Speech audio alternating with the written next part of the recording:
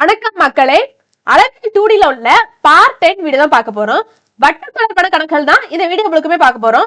வீடியோவை கடைசி வரை ஸ்கிப் பண்ணாம பாருங்க. பிடிச்சிருந்துச்சுன்னா மட்டும் லைக் அண்ட் ஷேர் சப்ஸ்கிரைப் பண்ணுங்க. சரி, வீடியோக்குள்ள போயிடலாமா?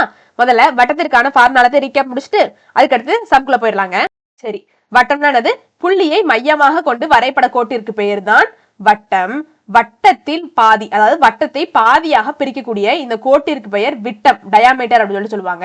இந்த விட்டத்தை பாதியாக பிரிச்சா அது ஆரம் அப்படின்னு சொல்லுவாங்க. சரிங்களா? ஆரம்னா ரேடியஸ். சரி, வட்டத்திற்கான ஃபார்முலாத்தையும் பார்த்துடலாம். ஏரியாக்கான ஃபார்முலா πr², அதாவது பரப்பளவுக்கான ஃபார்முலா. சர்க்கம்ஃபரன்ஸ், சுற்றளவுக்கான ஃபார்முலா 2πr. சரி, பையோட மதிப்பு அதுக்கும் தெரிஞ்ச ஒரு விஷயம் தான். 22/7 அப்படி இல்லைன்னா 3.14 அப்படின்னு சொல்லிட்டு போடுவோம். மோஸ்டா 22/7 தான் போடுவோம். சரி, இருக்கட்டும். சரி, டயாமீட்டர் விட்டம்னா என்னது அப்படின்னு சொல்லிக்கிறீங்கன்னா ஆரத்தின் இருமடங்கு. சரிங்களா? சரி, அப்போ ஆரம்னா என்னது? விட்டத்தின் பாதி. சரிங்களா? இந்த ரிலேஷனை ஞாபகம் வச்சுக்கோங்க. சுற்றளவு கொடுத்துட்டு பரப்பளவு கேட்பாங்க, அப்படி இல்லைன்னா பரப்பளவு கொடுத்துட்டு சுற்றளவு கேட்பாங்க. அதுக்கு ஃபார்முலா என்னன்னு கேட்டீங்கன்னா A = c²/4π. சரி, இது எல்லாம் தான் வட்டத்திற்கு நீங்க ஞாபகம் வச்சுக்கக்கூடிய ஃபார்முலா. சரி, கணக்குல போயிடலாமா? இது கொஞ்சம் டிஃப்ரெண்டான கணக்கு, இதை கடைசியா பார்ப்போம். சரி, அடுத்த கணக்கு போயிடலாம்.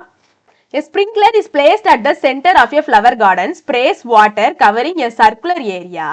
If the area watered is 1386 cm², find its radius and diameter. அதாவது ஒரு பூந்தோட்டத்தின் மையத்தில் அமைந்த நீர் தெளிப்பான் வட்ட வடிவ பகுதியை நீரை தெளிக்கிறது. நீர் தெளிக்கப்பட்ட பகுதியின் பரப்பளவு 1386 cm² எனில் அதன் ஆரம் மற்றும் விட்டம் காண்க அப்படின்னு சொல்லிட்டு கேட்டிருக்காங்க. 7th நியூ புக்ல உள்ள ஒரு கேள்வி. அதாவது என்னங்க, ஒரு பூந்தோட்டம் இருக்குதான், ஒரு பூந்தோட்டத்தோட மையத்துல ஒரு நீர் தெளிப்பான் ஸ்பிரிங்க்லர் இருக்குதான். சரி, இருக்கட்டும். அது என்ன பண்ணுதான்? வட்ட பகுதியில, அதாவது சுத்தி சுத்தி சுத்தி சுத்தி நீர் தெளிக்கும் இல்லையா, நீர் தெளிப்பான் வட்ட பகுதியில நீரை தெளிக்குதான். அந்த நீர் தெளிக்கக்கூடிய பரப்பளவு என்ன அப்படின்னா, அந்த ஏரியா என்ன அப்படின்னா 1386 அப்படின்னு சொல்லிட்டு கொடுத்துருக்காங்க. சரி, இருக்கட்டும். இப்படி அந்த பரப்பளவு 1386 இருந்துச்சு அப்படின்னா அதோட அந்த பரப்பளவோட, அதாவது அந்த அந்த வட்ட பகுதியோட ஆரத்தையும் விட்டத்தையும் கண்டுபிடிங்க, ரேடியஸையும் டயாமீட்டரையும் கண்டுபிடிங்க அப்படின்னு சொல்லிட்டு கேட்டிருக்காங்க. சரி, கண்டுபிடிச்சிருமா? சரி, முதல்ல ஏரியா கொடுத்திருக்காங்க. ஏரியாக்கான ஃபார்முலா என்னது? πr². சரி, இருக்கட்டும். ஏரியா என்னது? 1386 क्वेश्चनல கொடுத்திருக்காங்க. பையோட வேல்யூ என்னது? 22/7 × r². r² அப்படியே இருக்கட்டும். அதான் கண்டுபிடிக்க போறோம். r தான் கண்டுபிடிக்க போறோம். சரி, 1386 22/7 இடது பக்கம் வரையில 7/22 அப்படின்னு சொல்லிட்டு ஆகும், = r². சரிங்களா? அப்போ கேன்சல் பண்ணிடுவோமா? 1 2 2 1 2 2 6 2 12 மிச்சம் 1 9 2 18. அப்போ 9 3 2 6 1 11 11 6 11 66 மிச்சம் 3 3 11 33. சரி, r² = 63 × 7 கிடைச்சிருக்கு. 63 × 7 441. சரிங்களா? 441 21² அப்படின்னு சொல்லிட்டு எழுதிக்கலாம். அப்போ r² ரெண்டு பக்கமும் ஸ்கொயரை கேன்சல் பண்ணா ஸ்கொயர் ரூட் எடுக்கணும். சரிங்களா? ரெண்டு பக்கம் ஸ்கொயர் ரூட் எடுத்துக்கிடுவோம். ஒரு ஸ்கொயர் ரூட் கேன்சல் ஆயிரும், ஸ்கொயர் ரூட் கேன்சல் ஆயிரும். அப்போ ஆரம் என்ன கிடைச்சிருக்கு? 21 அப்படின்னு சொல்லிட்டு கிடைச்சிருக்கு. நம்ம விட்டத்தையும் கண்டுபிடிக்கணும். விட்டம்னா என்னது? ஆரத்தின் இருமடங்கு விட்டம். சரி சரி, பெரிய இது நமக்கு தெரிஞ்ச ஒரு ஃபார்முலா. சரி, இருக்கட்டும்.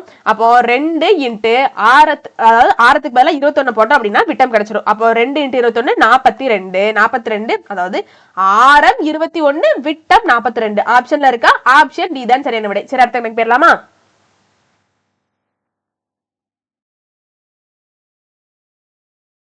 என்னங்க கொடுத்திருக்காங்க? If the radius of a circle is doubled, area is multiplied by. நல்ல கவனிங்க. ஒரு வட்டத்தின் ஆரம் இருமடங்கானால் அதன் பரப்பளவை டேஷ் ஆல் பெருக்க வேண்டும் அப்படின்னு சொல்லிட்டு கேட்டிருக்காங்க. ரொம்ப முக்கியமான கேள்வி. 2016 TNPSC எக்ஸாம்ல கேட்கப்பட்ட கேள்வி. அதாவது முதல்ல வட்டத்தோட பரப்பளவுக்கான ஃபார்முலா என்னதுங்க? πr². சரி, தெரிஞ்ச விஷயம் தான். என்ன கொடுத்திருக்காங்க அப்படின்னா ஒரு வட்டம் இருக்குதான், அந்த வட்டத்தோட ஆரம் ரேடியஸ் என்ன ஆகுதான்? இருமடங்காக ஆகுதான். சரிங்களா? அப்படி இருமடங்கு ஆச்சுன்னா பரப்பளவு கூட எத்தனைய பெருக்கணும் அப்படின்னு சொல்லிட்டு கேட்டிருக்காங்க. சரிங்களா? நல்லா புரிஞ்சுச்சா? அதாவது ஆரம் இருமடங்கானா பரப்பளவு கூட எத்தனைய பெருக்கணும், அதான் கேள்வி. சரிங்களா? சரி, முதல்ல ஏரியாக்குள்ள ஃபார்முலால ஆரத்துக்கு பதிலா 2r அப்படின்னு சொல்லிட்டு போடுவோம். சரிங்களா? அப்போ 2r⁴. ஆறுக்கு பதிலா 2r போட்டுக்கோங்க, வேற ஒண்ணும் கிடையாது. சரி, பை அப்படி இருக்கட்டும். அதாவது 2 ஸ்கொயர் என்னது 4, r ஸ்கொயர் அப்படி போட்டுக்கோங்க. அப்போ 4 இன்ட்டு பை r ஸ்கொயர். சரிங்களா, 4 மட்டும் இந்த சைடு கொண்டு வந்திருக்கேன். நல்லா பாருங்க, பை rனா என்னது பரப்பளவு. அப்போ பரப்பளவு கூட 4ஐ பெருக்கினால் ஆரம் 2 மடங்கு. சரிங்களா, ஆப்ஷன்ல இருக்கா? இப்போ பரப்பளவு கூட எத்தனை பெருக்கணும்? 4 பெருக்கணும். ஆப்ஷன் சி தான் சரியான விடை. சரிங்களா, சரி அடுத்த கணக்கு போயிடலாமா? என்ன கொடுத்திருக்காங்க? The diameter of a circle is 10 cm. P is the point lying outside the circle. From the point P, two tangents are drawn to the circle. The length of each tangent is 12 cm. What is the distance between P and the center of the circle? அதாவது 10 centimetre விட்டமுள்ள வட்டத்தின் வெளியே P என்ற புள்ளி உள்ளது. சரி இருக்கட்டும். புள்ளி P இலிருந்து வட்டத்திற்கு 2 தொடுகோடுகள் வரையப்பட்டுள்ளது. ஒவ்வொரு தொடுகோட்டின் நீளமும் 12 சென்டிமீட்டர் எனில் வட்டத்தின் மையத்திற்கும் புள்ளி Pக்கும் இடைப்பட்ட தொலைவு காண்க. வட்டத்தின் மையத்திற்கும் புள்ளி Pக்கும் இடைப்பட்ட தொலைவு காண்க அப்படின்னு சொல்லி கேட்டிருக்காங்க. ரொம்ப முக்கியமான கேள்வி. 2016 குரூப் 1 தேர்வுல கேட்கப்பட்ட கேள்விங்க. சரி, முதல்ல என்ன கொடுத்திருக்காங்களோ அதை படமா வரைஞ்சுக்கலாம். சரிங்களா, ஒரு வட்டம் இருக்குதான். சரி இருக்கட்டும். அந்த வட்டத்தோட விட்டம் எப்படி இருக்குதா? 10 சென்டிமீட்டரா இருக்குதான். சரி இருக்கட்டும். சரி, வட்டத்துக்கு வெளியே ஒரு P அப்படிங்கிற ஒரு புள்ளி இருக்குதான். அந்த புள்ளி P அப்படிங்கிற இந்த புள்ளியில இருந்து வட்டத்துக்கு 2 தொடுகோடுகள் போதாம். சரிங்களா, சரி போட்டும். சரிங்களா, அப்போ அந்த 2 தொடுகோட்டோட நீளமும் கொடுத்திருக்காங்க. என்னதான் 12 சென்டிமீட்டர் கொடுத்திருக்காங்க. சரி இருக்கட்டும். இப்படி இருந்துச்சு அப்படின்னா இந்த மைய புள்ளிக்கும் அந்த Pக்குமான தொலைவு என்ன? இதுதான் கேள்வி. சரிங்களா, அப்போ இந்த ரீஜனை மட்டும் பாருங்களேன். இது P, இது வந்து மைய புள்ளி, இது வந்து இந்த தொடுகோடு, அதாவது இந்த வட்டத்தை தொடக்கூடிய இந்த புள்ளி. சரிங்களா, அப்போ இது ஒரு ட்ரையாங்கிள், ஒரு முக்கோணத்தை ஃபார்ம் பண்ணுதா? சரி, இதுல நம்ம பாதியை தான் எடுத்திருக்கோம். சரிங்களா, இது விட்டத்தோட பாதி என்னது ஆரம். சரிங்களா, அப்போ ஆரம் என்னது 10/2 5, அதாவது 1 2 2 I 2 10. அப்போ இது 5, இந்த 5 சென்டிமீட்டர் நீளம் உள்ள இந்த பகுதியை மட்டும் தான் எடுத்திருக்கோம். சரிங்களா, இது 12. இது என்ன? இதான் கேள்வி. இந்த முக்கோணம் இருந்துச்சுனாலே இது நம்ம பித்தாகரஸ் ஃபார்முலால போடலாமா? பித்தாகரஸ் ஃபார்முலா என்னதுங்க அப்படின்னு சொல்லி கேட்டீங்கன்னா, ஒரு முக்கோணம் இருக்குதா? இந்த முக்கோணத்தோட இந்த கோணம் 90 டிகிரி. சரிங்களா, இது என்ன கோணமாக வேணாலும் இருக்கலாம். சரிங்களா, இது 90 டிகிரி. இந்த 90 டிகிரிக்கு ஆப்போசிட்ல இருக்கிறத ஹைபாட்னஸ், கர்ணம் அப்படின்னு சொல்லிட்டு சொல்லுவாங்க. சரிங்களா, சரி இருக்கட்டும். இந்த 90 டிகிரி இருக்கு இல்லையா, இத A அப்படின்னு சொல்லிட்டு எடுத்துக்கோங்க. இந்த இருக்கு இல்லையா, இத B அப்படின்னு சொல்லிட்டு எடுத்துக்கோங்க. சரிங்களா, இந்த Bக்கு ஆப்போசிட்ல இருக்கு இல்லையா, இந்த Bக்கு ஆப்போசிட்ல இருக்கக்கூடிய இந்த கோட்டை இது ஆப்போசிட் சைடு அப்படின்னு சொல்லி சொல்லுவாங்க. சரிங்களா, அதாவது எதிர்பக்கம் அப்படின்னு சொல்லி சொல்லுவாங்க. இந்த B இருக்கு இல்லையா, இந்த B கோணத்துக்கு கீழே இருக்கக்கூடிய இந்த பக்கத்தை அடிப்பக்கம்னு சொல்லுவாங்க. அதாவது அட்ஜசன்ட் சைடு அப்படின்னு சொல்லிட்டு சொல்லுவாங்க. சரிங்களா, ஃபார்முலா என்னதுன்னு கேட்டீங்கன்னா, hypotenuse square equal to adjacent square plus opposite square. இதுதான் ஃபார்முலா. அதாவது கர்ணம் ஸ்கொயர் ஈக்குவல் டு எதிர்பக்கம் ஸ்கொயர் பிளஸ் அடிப்பக்கம் ஸ்கொயர். சரிங்களா, எதிர்பக்கம் ஸ்கொயர் பிளஸ் அடிப்பக்கம் ஸ்கொயர். சரிங்களா, இதுதான் ஃபார்முலா. இந்த ஃபார்முலால கொண்டு சப்ஸ்டிட் பண்ணா நம்மளுக்கு ஆன்சர். பித்தாகரஸ் ஃபார்முலால சப்ஸ்டிட் பண்ணா நம்மளுக்கு ஆன்சர். என்ன கண்டுபிடிக்கணும்? கர்ணம், ஹைபாட்னஸ் தான் கண்டுபிடிக்கணும். சரிங்களா, x ன்னு வச்சுக்கிட்டு ஆப்போசிட் சைடு என்னது? Opposite side 12. இப்போ 12 ஸ்கொயர். அப்புறம் அட்ஜசன்ட் சைடு என்னது? அடிப்பக்கம் என்னது? 5 ஸ்கொயர். 5 ஸ்கொயர் அப்படின்னு சொல்லிட்டு போட்டுக்கிடுவோம். 12 ஸ்கொயர் 144. 5 ஸ்கொயர் என்னது? 25. சரி, 144ஐயும் 25ஐயும் கூட்டினா 169. x ஸ்கொயர், அதாவது ஹைபாட்னஸ் x ஸ்கொயர் தான். சரிங்களா, அப்போ x ஸ்கொயர் என்ன கிடைச்சிருக்கு? 169 கிடைச்சிருக்கு. 169 எப்படி எழுதிக்கலாம்? 13 அப்படின்னு சொல்லி 13 ஸ்கொயர் எழுதிக்கலாம். ஸ்கொயர் ரூட் கேன்சல் பண்ணிக்கலாம். அதாவது ஸ்கொயர் ரூட் ரெண்டு பக்கம் எடுத்து ஸ்கொயர் ரூட் கேன்சல் பண்ணிக்கலாம். ஸ்கொயர் ரூட் கேன்சல் பண்ணிக்கலாம். அப்போ x என்ன கிடைச்சிருக்கு? 13. இந்த பக்கம் 13 கிடைச்சிருக்கு. 13 சென்டிமீட்டர் கிடைச்சிருக்கு. ஆப்ஷன் பி தான் சரியான விடை. சரிங்களா, சரி அடுத்த கணக்கு போயிடலாமா? என்ன கொடுத்திருக்காங்கன்னு பாருங்க. The ratio of the circumference of two circles is 2:3. What is the ratio of their areas? அதாவது இரு வட்டங்களின் சுற்றளவுகளின் விகிதம் 2:3 எனில் அதன் பரப்பளவுகளின் விகிதம் யாது அப்படின்னு சொல்லிட்டு கேட்டிருக்காங்க. இதுவும் ரொம்ப முக்கியமான கேள்வி. 2018 டிஎன்பிசி எக்ஸாம்ல கேட்கப்பட்ட கேள்வி என்னன்னு கொடுத்திருக்காங்க. 2 வட்டங்கள் இருக்குதான், 2 வட்டங்களோட சுற்றளவு கொடுத்திருக்காங்க. சரிங்களா, ஒரு வட்டத்தோட சுற்றளவு C1 எடுத்துக்கிடுவோம், இன்னொரு வட்டத்தோட சுற்றளவு C2 எடுத்துக்கிடுவோம். இந்த 2 வட்டங்களோட சுற்றளவின் விகிதத்தை கொடுத்திருக்காங்க. சரிங்களா, விகிதம்னால என்ன பண்ணும், இப்படி ரேஷியோ, அதாவது இஷ்டு போடணும், ரெண்டுத்துக்கும் நடுவில் இஷ்டு போடணும். சரி, என்ன கொடுத்திருக்காங்க, 2:3 அப்படின்னு சொல்லிட்டு கொடுத்திருக்காங்க. சரி, இருக்கட்டும். சரி, சுற்றளவுக்கான ஃபார்முலா என்னது, 2πr. சரிங்களா, அப்படிதான் அதான் போட போறோம். சரிங்களா, அப்போ 2πr1 அப்படின்னு சொல்லிட்டு போடுவோம். முதல் சர்க்கிளுக்கு 2πr1 சொல்லிட்டு ரேடியஸ் போடுவோம். ரெண்டாவதுக்கு 2πr2 ஈக்குவல் டு 2/3. சரிங்க, இருக்கட்டும்.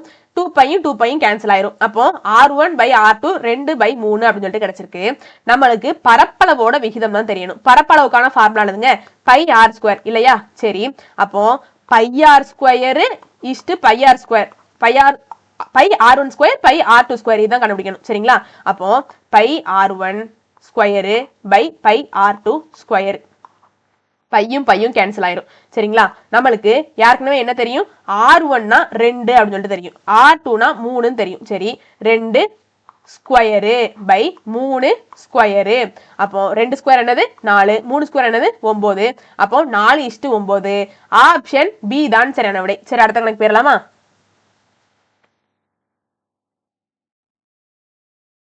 என்ன கொடுத்திருக்காங்க, the radius of a circle is increased by 1%. what is the increase percent in its area? அதாவது ஒரு வட்டத்தின் ஆரம் 1% அதிகரிக்கிறது எனில் அதன் பரப்பு அதிகரிக்கும் சதவீதம் எவ்வளவு அப்படின்னு சொல்லிட்டு கேட்டிருக்காங்க.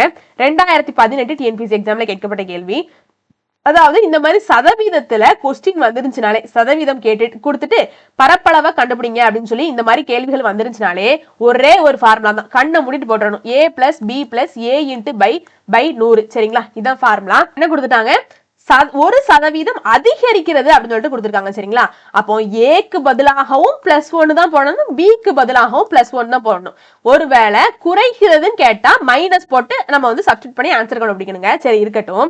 சரி, அப்போ ஏக்கு பதிலாக 1, பிக்கு பதிலாக பிக்கு பதிலாக 1, ஏக்கு பதிலாக 1 × பிக்கு பதிலாக 1/100. சரி, அப்போ 1 + 1 என்ன 2 பிளஸ் கீழே 1 அதாவது 1 × 1 1/100 அப்படின்னு சொல்லிட்டு இருக்கு. அப்போ 2 அதாவது 2 சைபர் இருக்கிறதுனால மேலையும் 2 ஸ்தானம் தள்ளி புள்ளி வச்சுக்கலாம். அப்போ 2 + 0.01 2.01%. ஆப்ஷன் டி தான் சரியான விடை.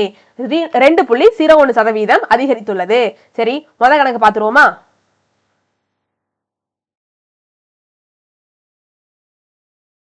என்ன கொடுத்திருக்காங்க அப்படின்னா, a wheel makes 1000 revolution in covering a distance 88 km.